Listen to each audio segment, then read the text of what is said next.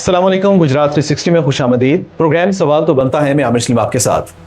हुकूमत पंजाब की जानिब से एक फैसला जो है वो करने की तैयारी की जा रही है, एक मुसवदा पेश किया जा रहा है जिसमें 20 साल से पुरानी गाड़ी रखने वाले अफराद के लिए एक बहुत बड़ी परेशानी सामने आने वाली है। वो परेशानी क्या है, इसी हवाले से बात करने के लिए हमारे साथ जो मेहमान आज मौजूद हैं, किसी तारीफ के मोहताज नहीं, गुजरात कार डीलर एसोसिएशन के सदर जनाब सैफुल्लाह भुट्टा साहब हमारे साथ मौजूद हैं। उनको वेलकम करते हैं स्टूडियोज़ में और उनसे बात करेंगे इस हवाले से कि ये जो एक नया मुसवदा पेश किया जा रहा है, इस हवाले से उनका क्या मौक़िफ़ है। अस्सलाम वालेकुम जी। वालेकुम अस्सलाम। वेलकम करते हैं आपको। प्रोग्राम सवाल तो बनता है में हुकूमत पंजाब की जानिब से एक मसवदा पेश किया जा रहा है जिससे 20 साल पुरानी गाड़ी जो है वो मार्केट में से गायब हो जाएगी। इस हवाले से आपका क्या मौक़िफ़ है और ये जो कानून बनने जा रहा है ये क्या है? देखें जी आमिर भाई, सबसे पहले तो मैं आपका शुक्रिया अदा करता हूं कि आपने मुझे इनवाइट किया और इस अहम बात पे अपना मौक़िफ़ पेश करने का मौका दिया। देखें, ये जो हुकूमत पंजाब जो अपना एक ये करने जा रही है, ये बेसिकली जो सा स्मोक सीज़न होता है और पोल्यूशन के हवाले से ये अपना एक इक़दाम करने जा रहे हैं। मगर जैसा आपने कहा है कि हमें भी आप इसमें बड़े तहफ़्फ़ुज़ात हैं कि मिसाल के तौर पे अगर जो सी मेजॉरिटी हमारा जो बायर है, जो हमारा लेमैन है, उसकी कैपेसिटी से बाहर चीज़ें निकल जाती हैं, तो वो कौन सी गाड़ी बाय करेगा? अगर उसका कोई ख्वाब है, कोई मेहरान या कोई थोड़े पैसे जोड़ के वो गाड़ी लेना चाहता है, तो फिर उसको कंप्लीट करने के लिए क्या ऐसा गवर्नमेंट लाएहामल इख्तियार करेगी? But being a car dealer and being a president of one association, मैं इसमें अपना मौक़िफ़ यही दूंगा कि अनलेस कि कोई ऐसी पॉलिसी आती है जो कि अवाम के मुफाद में और स्पेशली कार डीलर्स के कारोबार खुद के मुतसादम चलती हैं, हम उसके खिलाफ अपना एक मरबूत और मुनज़्ज़म लाइहा अमल देंगे। और हम इंशाअल्लाह ताला पंजाब गवर्नमेंट और जो से हमारे लोकल लीडरान हैं, जो हमारे असम्बलियों में भी बैठे हैं और मिनिस्टर साहिबान भी हैं, हम उनसे भी इस बारे में अपनी एक डिटेल्ड गुफ्तगू करने का सोच रहे हैं। इससे पहले हम इस पे अपना लाइहा अमल दें, हमें पहले देखना पड़ेगा कि गवर्नमेंट आखिरकार इसको फाइनलाइज कैसे करती है। अच्छा भुट्टा साहब, मुझे ये बताएं कि अभी जो ये मसवदा पेश किया जा रहा है, इसमें सिर्फ कमर्शियल गाड़ियों को ही लेके जाएंगे या फिर निजी गाड़ी का भी इस्तेमाल जो है इसको रोकेंगे? क्योंकि जो मसवदा मैंने अभी तक जिस चीज़ की खबरें वायरल हैं, जो मैंने पढ़ा है, वो ये है कि 20 साल से पुरानी गाड़ियाँ जो हैं मरहला वाइज उनको ख़त्म किया जाएगा। उनको जो है वो पहले लाहौर और फैसलाबाद तक महदूद रखेंगे, उसके बाद फिर ये डिस्ट्रिक्ट वाइज इसको फैलाया जाएगा। तो ये किस तरह से ये पूरा जो है स्ट्रक्चर है? इसमें देखें, इस बात को कंप्लीट करने के लिए, समझाने के लिए मुझे एक और चीज़ तो इसमें इंक्लूड करना पड़ेगा जी।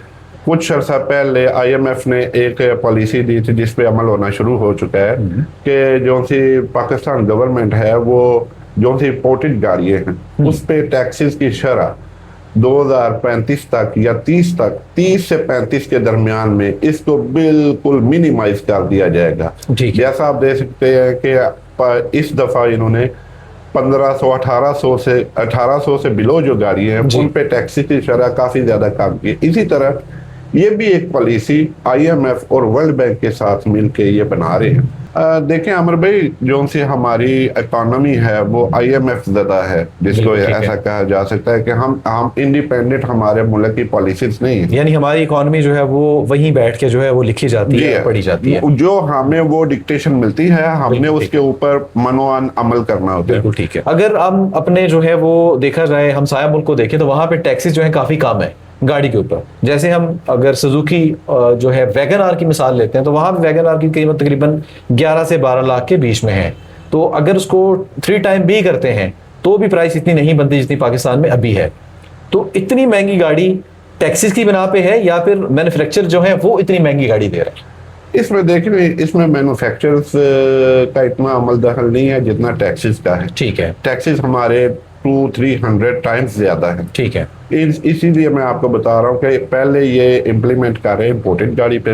इम्पोर्टेड गाड़ी आहिस्ता आहिस्ता आपको सस्ती मिलनी शुरू हो जाए। बिल्कुल ठीक है। इस दफा ये बिलो 2000 सीसी इन्होंने टैक्स में खासा इसमें फर्क लाया और ये आपको आइंदा आने वाले 4 सालों में गाड़ी इंतहाई कम कीमत पर मिलेगी। बोल रहे हैं कि हम ये गाड़ियां जो है इनको स्क्रैप करेंगे, ये स्क्रैप के पीछे क्या पॉलिसी है? क्या गाड़ी पकड़ेंगे और उसको स्क्रैप कर देंगे, या फिर गाड़ी पकड़ने के बाद उसकी वैल्यूएशन जो है स्क्रैप वैल्यूएट लेके स्क्रैप से डीलर से, फिर उसकी स्क्रैप की वैल्यूएशन होने के बाद जो उसके बाकी के पैसे बचेंगे, क्योंकि सुना ये जा रहा है कि उनको नई गाड़ियां देंगे, तो वो किस तरह से इसको मैनेज करेंगे? उसमें देखें, जितनी देर तक आपने भाई पॉलिसी कंफर्म नहीं होती उतनी देर तक र्यूमर्स है। और जो हमें इतलात हैं उसमें ये है कि जो गाड़ी फॉर एग्जांपल किसी के पास एक 20 लाख की गाड़ी है, राइट, और वो उस 20 ईयर से बिलो है, ठीक है, उसमें ये करेंगे कि उसकी एक वैल्यूएशन होगी, ठीक है, उसको स्क्रैप किया जाएगा और उसके साथ एक सब्सिडी दी जाएगी। वो 5 लाख भी हो सकती है, 10 लाख भी हो सकती है, 2 लाख भी हो सकती है। उसके मुताबिक अगर फिर भी वो गाड़ी ईवी उस बंदे की अप्रोच से बाहर होती है तो उसको इंस्टॉलमेंट प्लान, एक अच्छा जो इजी इंस्टॉलमेंट प्लान होगा जिसके तहत वो गाड़ी खरीद सकेगी। ठीक है। इस तरह की हम ये देख रहे हैं कि इस तरह की पॉलिसी इंट्रोड्यूस हो रही है। तो आप क्या समझते हैं कि हमारा जो रोड स्ट्रक्चर है, हमारा जो इंफ्रास्ट्रक्चर है, क्या इन ईवी गाड़ियों को जो है बेयर करेगा, या ईवी गाड़ियों को बर्दाश्त कर सकती हैं जिस तरह का हमारा स्ट्रक्चर है? देखें, इसमें मैं आपको ये एक बात वादे कर दूं कि जो सी हमारी पंजाब गवर्नमेंट है जी, उसने रोड स्ट्रक्चर्स जो से हैं उसको काफी हद तक बेहतर किया है। ठीक है, और आइंदा आने वाले दिनों में भी आपको इसमें बेहतरी नजर आएगी। ओके। बट इसमें सबसे मेन चीज ये है कि आया क्या हमारा सिस्टम इसको एब्जॉर्ब करता है कि नहीं। बिल्कुल ठीक है, एक्सेप्ट करता है, एक्सेप्ट करता है या नहीं।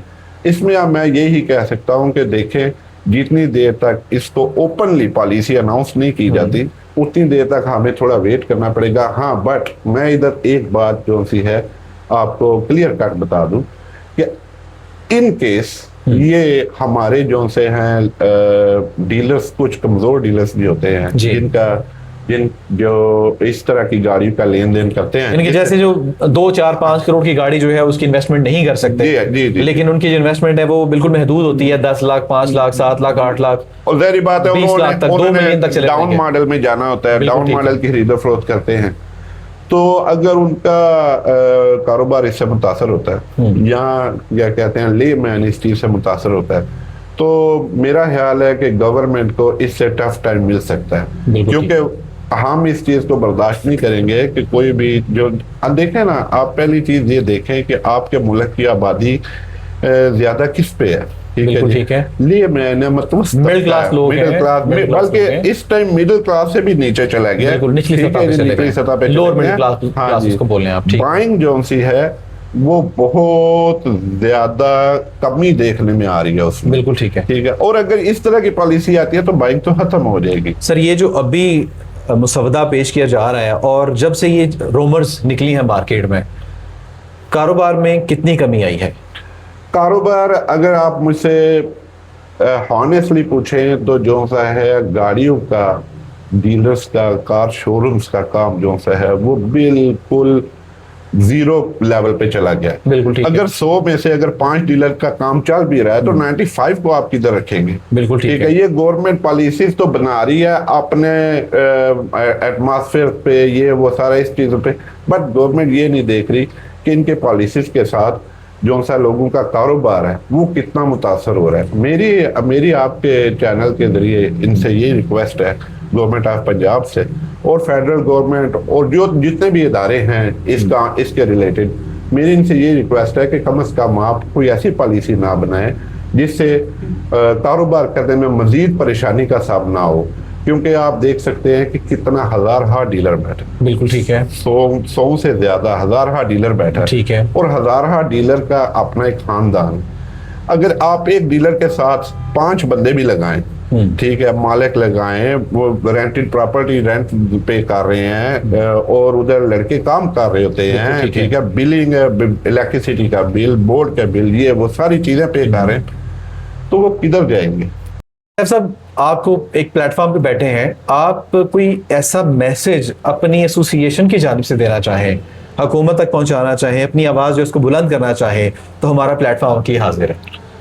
बहुत शुक्रिया जी, मैं इसमें आपका बेहद मशकूर हूँ कि आपने ये इसके बारे में हमें मौका दिया। जी प्लेजर सर। बाकी बातें तो चलती रहती है। जी मैं यही कहूँगा कि आपको पता है कि गुजरात के कार डीलर्स जो हैं वो ज़्यादातर बैठे हैं, बल्कि मेजॉरिटी 99% जो हैं वो सर्विस मोड पे हैं। बिल्कुल ठीक है, सही है।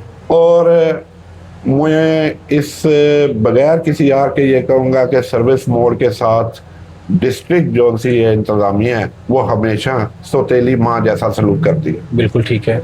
ना उधर अगर एक कोई नाला है तो वो बंद पड़ा होगा, अगर उधर कोई गंद है तो उधर सफाई करने नहीं आ रहे, अगर उधर शोरूम वाले जो से देखें, शोरूम का काम बड़ा नीट एंड क्लीन होता है। एग्जैक्टली। साफ गाड़ी है, डेली बेसिस के ऊपर बाहर आती है, साफ गाड़ी अंदर जाती है। ठीक है जी, एक लिमिटेड सी स्पेस होती है जो हमने यूज करनी होती है। बट इसके अलावा उधर वर्कशॉप्स हैं, उधर फ्रूट्स वाले हैं, बड़ा कुछ ऐसा है जिन्होंने गंद डाला हुआ है। तो जितनी देर तक अल्लाह को मंजूर है उतनी देर तक ही बंदा रहता है। तो मैं जब तक हूँ मैंने 2 पॉलिसीज पे स्ट्रिक्टली अमल कर रहा हूँ कि नंबर 1 के लेन देन साफ होना चाहिए। बिल्कुल ठीक है। ठीक है। और नंबर 2, ज्यादा से ज्यादा लो मार्जिन लेके गाड़ी सेल की जाए ताकि बंदों की कुव्वत खरीद में चीजें आ सके। बिल्कुल ऐसा होना चाहिए, उनको सहूलत देनी चाहिए। सर साहब आपके आने के लिए बहुत बहुत शुक्रिया, आपने अपना कीमती वक्त हमें दिया। बहुत शुक्रिया सर। आपका बहुत शुक्रिया, आपने अपने प्रोग्राम गुजरात 360 में मुझे इनवाइट किया। और अमर भाई मुझे बहुत मजा आया, आपकी टीम, आप माशाल्लाह, अल्लाह पाक आपको मजीद तरक्की अता फरमाए। बहुत शुक्रिया sir, thank you very much. Welcome.